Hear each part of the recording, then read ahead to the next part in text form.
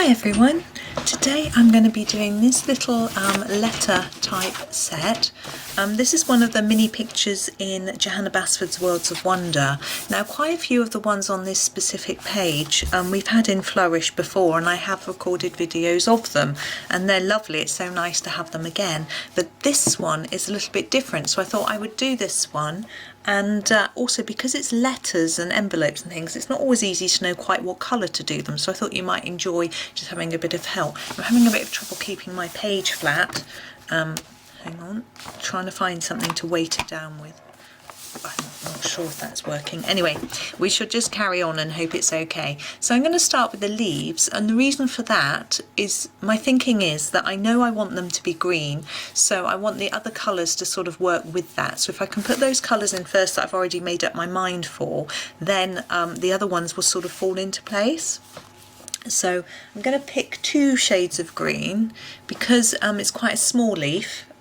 We don't want too much going on. Oops, I'm just dropping them. And I'm using my Polychromos today, but it doesn't really matter what you use, but just to show you the two shades, I'm using Permanent Green Olive and the Earth Green Yellowish. You can use any two, but you see this one's darker than this one. The ends don't look that much darker, but you can see from the barrels that they are.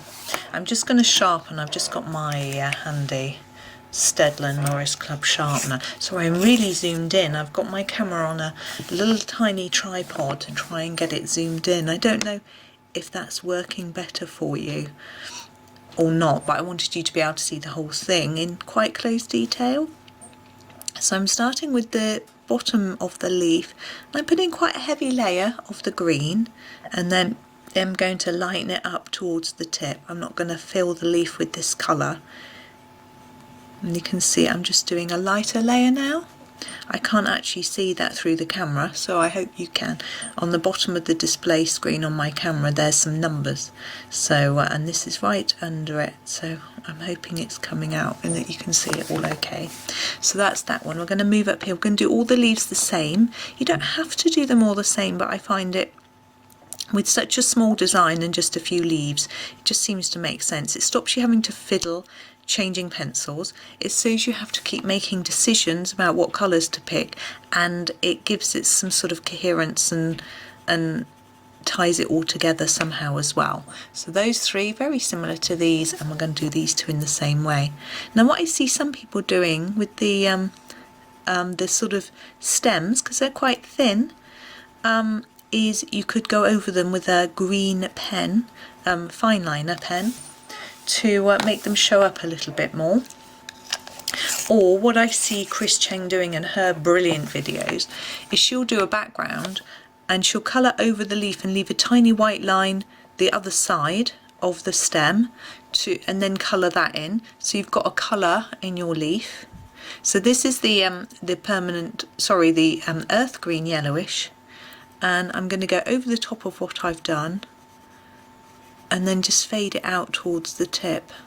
I may add a splash of yellow on the end there. Ooh, snap the end. Obviously it was a bit too sharp. It's quite unlike a Polychromo to snap like that. My sharpener's quite sharp, so it got quite a good fine tip onto the pencil. So I'm just doing the same with each one. I love this green combo. I'm really into it at the minute. I've used it loads in this book. Also combining it with the lighter, the May green, and a darker like the chrome oxide green, and with a yellow, which I'm going to grab now. One of the Naples or Ochre yellows. This one is, I'm just going to have to look it up because it's a little baby. Here he is. He's number 184. He's going to roll away because he's being naughty. He is the Dark Naples Ochre. So I'm going to use him on the tip, and it will just warm up the green. I don't know how much. I think it does show. I think you can see the difference. I really like that warmth. Okay, now I'm starting to think about what next. As I just blend this up, you can go over the whole leaf with it if you want to, but I'm just going to do the tips. Okay, the ink I'm going to do next. Now I think we want an indigo. In the Polychromos there's a dark indigo, which is what I'm going to use, but you can pick any sort of really dark blue. And we've got this bit of ink in the ink pot and these strips. Now what I'm thinking is, in the ink pot we're behind glass, so we're going to be a slightly dulled version of the colour compared to the bits that are out in the air. But I'm just going to colour this in with a coating of this colour without really worrying about that at the moment, and you will see my plan. I sound like Baldrick, if anyone's Blackadder fan in the UK. He always has his cunning plan. So I'm going to do these quite solid because they're small, but I'm going to use some other embellishments. I've just got to stand up and reach my pencil. I'm using my lovely Luminance white. You can use any good quality white pencil that blends nicely. Prismacolor whites apparently are good for this. I am actually tempted to get some to see how they compare, because obviously this Luminance is expensive. Now what I'm going to do, look, is just go over it, and it slightly dulls it, makes it look slightly more like it's behind glass. We're also going to colour the glass with a slight bluish colour. This is the sky blue, but not much, so I'm going very lightly. I want a little bit more on the rim, but it is a pale blue, but I don't want this to look overly blue. And then we're going to use some gel pen to just do some shiny highlights. I'm just grabbing it. This is my Gellyroll. This is the 10 nib. It's quite a thick one. Now the reason I'm using the thick one is because I get a nice flow of ink from it, whereas the slightly thinner ones tend to clog a little bit. I'm going to put a tiny stroke there and there, a bit around here and around there, and a tiny bit on the bottom. I also want some shine on these, but just a tiny bit. There we go. So that's our ink. As you can see, it is quite thick and blobby, this pen. You could use a finer one if you've got one. I have got the 0.5. It's teeny, but it clogs up a lot. I just didn't want to faff around today. Now the quilt and the envelopes. I'm going to do the envelopes first. Now my letter, I don't really want it to be on coloured paper, but I don't want it to look white. So what I tend to grab for this sort of situation is either a green gold, which looks like that, or the sort of light brown ochre colour, which is that one. And I'm going to use a green gold, I think. It doesn't really matter which. They give the same effect, and very lightly. And it just gives a hint of colour. I don't want lots, as I said. And this bit, we're going to have there'll be a little bit more in these sort of creases and crinkles and things. So that's it. Now the envelope, we've got 2 envelopes and 1 letter, so I'm not sure whether the envelopes go with the letters or not, so I think we'll do them slightly different colours. Now we could do one, I feel, in a bluish airmaily type colour.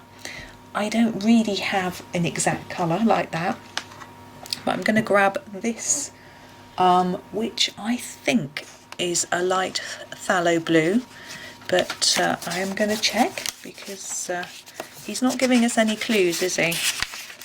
Little baby one. I'm trying to find my book. Sorry, I've got my this book from my pencils, and it tells me the numbers.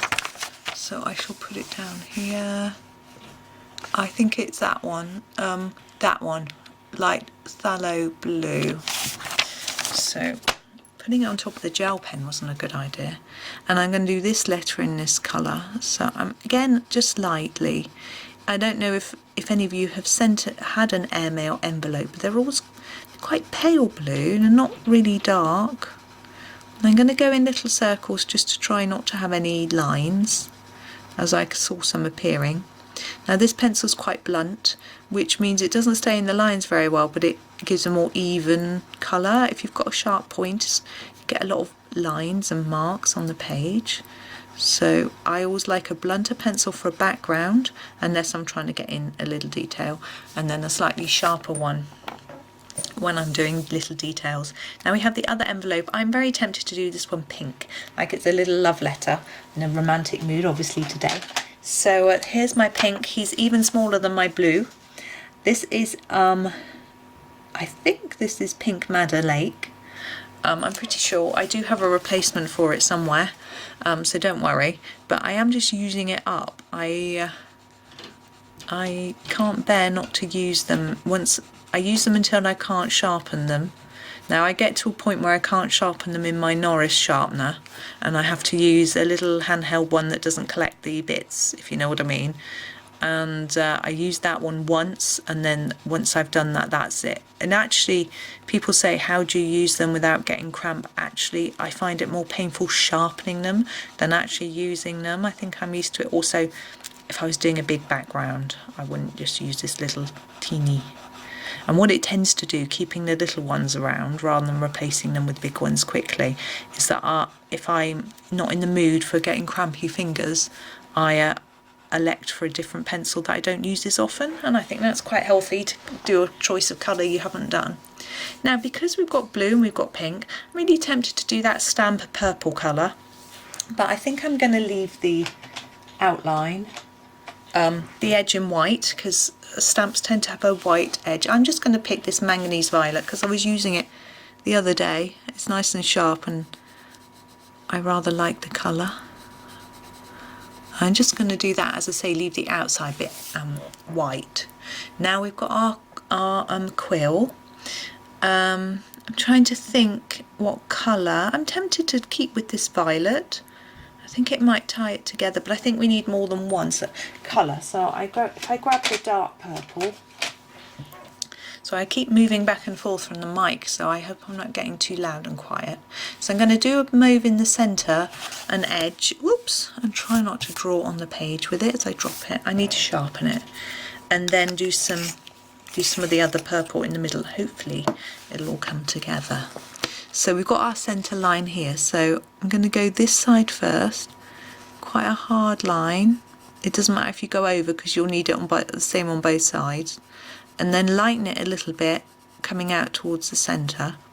I want to leave some space, some white space, to give the feather a bit of a sheen.